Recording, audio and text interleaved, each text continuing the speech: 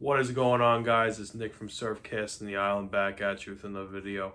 Today's topic of discussion is going to be a Backbay rod that can do it all, in my opinion. It's also going to be a recommendation video on tackle I use for this upcoming 2023 spring season.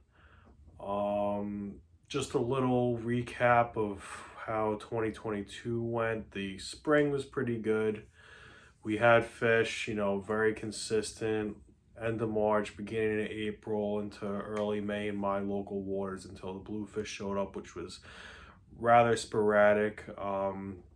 Like I said, the bass action that tended to die out around early May in my waters, early to mid-May. The fall, the boat guys did very good from what I understand.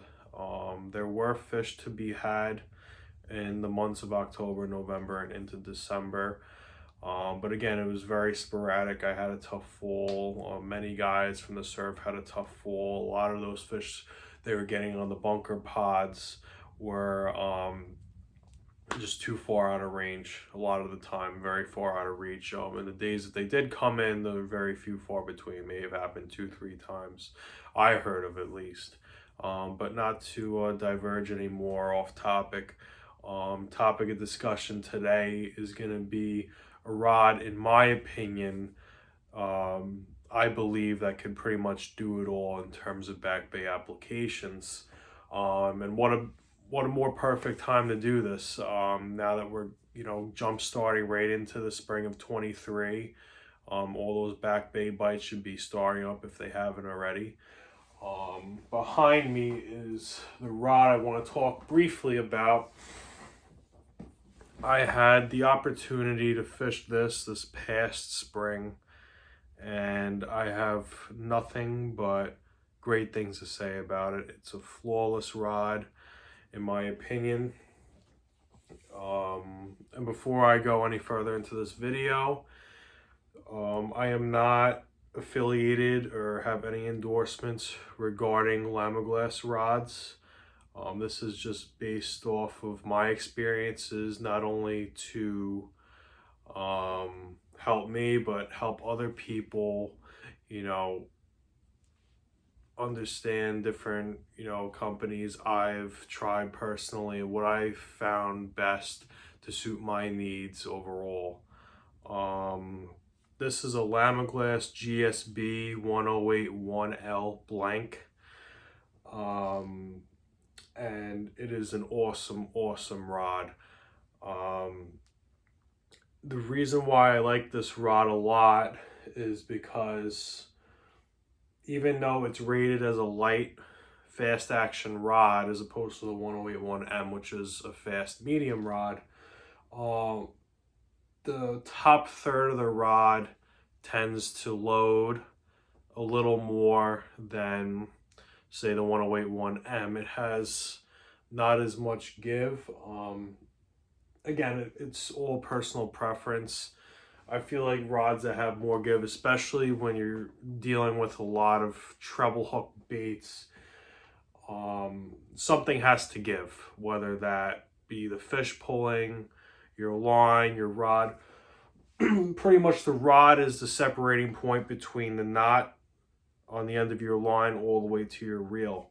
So what I've found, especially because I do a lot of freshwater fishing, rods that have a little more flex, they tend to load up and they fish a lot better with treble hooked baits because of the fact that when a fish grabs it and you have a really, fast, heavy rod, those treble hooks are going to pull,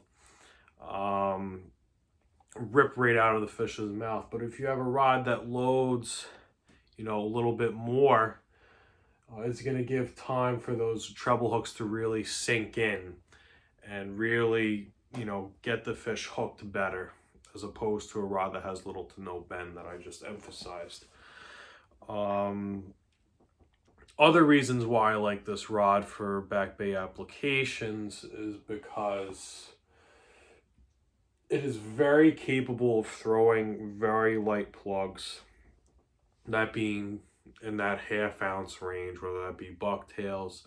I really like throwing red fins and bombers, old school bombers, on this rod because of the way the rod loads. If you were to throw this on a, a medium or a medium heavy or heavy, you're not going to get the same results. It's not going to be as effective as cast, because similar to how I was talking about how the rod loads on a hook set on a lighter rod, the rod also loads on the back end of your cast, snapping it through. Okay. That gives more time for the lighter lure to load up and gives it a further casting distance as opposed to using a heavier action rod. It is a graphite, and I don't know if I mentioned it's rated 1/2 to 2 ounces, which is, kind of on the lighter side. For a lot of the rods I use, a lot of jetty rods I use are 2 to 5 ounces, 1 to 5, 2 to 6. So you get the idea. Majority of baits that I'd be throwing on this setup outside of the redfin and bomber that I mentioned, SP minnows are great. Mag daughters are also a staple in the early spring on this rod for me. Bucktails are great. Anything, I wouldn't deviate much from anywhere from a half ounce all the way up to I'd top out at about around 1.25 ounces. I wouldn't go too heavier than that on this setup. Cotton cordels are great on this rod. But anything, anything that would throw Backbay in terms of baits, this rod can handle, and it can handle it very well. I can't say that about many other rods. A lot of my other rods that I use in my arsenal are niche based. A lot of them are. There's very few other rods I have that are very well rounded like this one is. When I mean well rounded, other rods that I have are only good for bucktails or heavy tins or something that is a lot heavier in weight than what I'm using, heavier bucktails or heavier tins in the inlets, or if I have to get past heavy breakers and whatnot. Very, very specialized, some of those rods. But again, like I said, can't say that about many rods. This is a graphite, obviously, for anyone that knows Lamiglass. The GSB stands for Graphite Surf Blank. And again, I have nothing bad to say about this setup. I've caught many fish. This rod has handled anything from your diaper stripers to your schoolies, that 24 to 27 inch range, all the way up to, I've caught fish to 35, 36, 37 inches. You're talking high teens, low 20-pound class. And it handles those fish great. In regards to the reel, I know this is not the emphasis of discussion, but this is a Van Staal VS100, VSX100, I should say. I stand corrected. Spooled with, I usually go 20-pound test braid on my Backbay setups. I won't go anything higher pretty much than that, or 30-pound test tops. You don't really need that, in my opinion. You don't need a heavy rod, in my opinion, to fish a lot of these Backbay applications. There's no need. And beyond the fact that there's no need, you won't be able to fish a lot of the lures, at least I fish, effectively in that matter. I mean, again, you're not going to be throwing giant bottle plugs and darters and, Backbay flats. It doesn't make any sense. It's not applicable to those types of situations. Again, pretty much sums up this video of what I feel this rod, my opinion on this rod overall. And again, Lamiglass they don't make low quality material. They don't make low quality rods. Even their lower end rods, such as their carbon surfs or their insane surfs, you still get what you pay for. Maybe even more, beyond that. A carbon surf being a very affordable rod, being 150, 200 bucks or so, it still performs at, you know, that level or potentially even higher in my opinion.